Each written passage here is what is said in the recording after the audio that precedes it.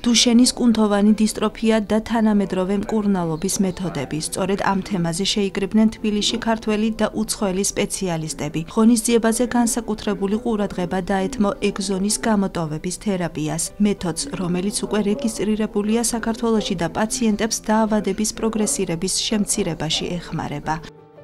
30-ზე მეტ ქვეყანაში ვმუშაობთ და ამაყივა, რომ ახლა საქართველოში ვიმყოფებით. ეს მართლაც მნიშვნელოვანია, რადგან საქართველოში მცხოვრებ პაციენტებს უჩნდებათ შესაძლებლობა წვდომა ჰქონდეთ იშვიათი დაავადების ინოვაციურ მკურნალობაზე, რაც მათ მდგომარეობას გააუმჯობესებს.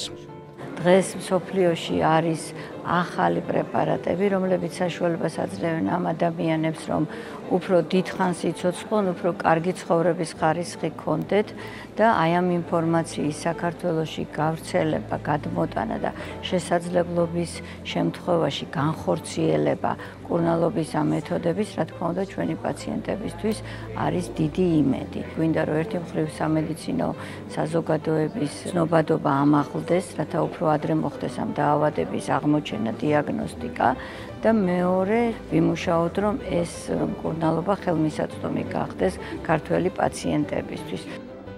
დაავადების პროგრესირების შეჩერებისთვის აუცილებელია დროული მედიკამენტური და მეთოდური ჩარევა. საერთაშორისო ბაზარზე უკვე არსებობს ახალი პრეპარატები, რომელთა დახმარებითაც პაციენტების სიცოცხლის ხარისხის გაუმჯობესებაა შესაძლებელი. თუმცა მკურნალობა დიდ ფინანსურ ხარჯებს მოითხოვს და ოჯახების უმეტესობას ამის შესაძლებლობა არ აქვს. მოხარული ვარ, რომ საქართველოში მცხოვრები პაციენტებისთვის არის შესაძლებლობა ჰქონდეთ წვდომა ინოვაციურ პრეპარატებზე, რომელთა ეფექტურობაც უკვე დამტკიცებულია. ამ მედიკამენტებს შეუძლიათ შეამცირონ დაავადების პროგრესი და გააუმჯობესონ პაციენტის სიცოცხლის ხანგრძლივობა. მსოფლიოში უამრავმა პაციენტმა უკვე მიიღო სარგებელი ამ თერაპიებისგან და მიხარია, რომ ეს შესაძლებლობა საქართველოშიც ექნებათ.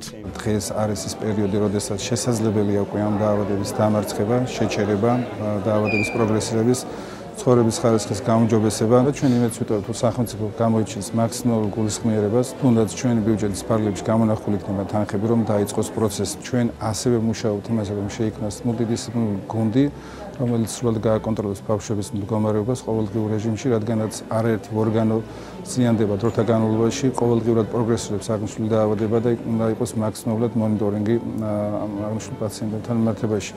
პაციენტების მშობელთა ორგანიზაციის წარმომადგენლები კიდევ ერთხელ მიმართავენ ხელისუფლებას თხოვნით, დაფინანსდეს მკურნალობა, რადგან დაავადების მართვა ოჯახებისთვის საკმაოდ ძვირია. ამ ეტაპზე საქართველოში დუშენის კუნთოვანი დისტროფიის დიაგნოზით დაახლოებით 100 პაციენტია რეგისტრირებული.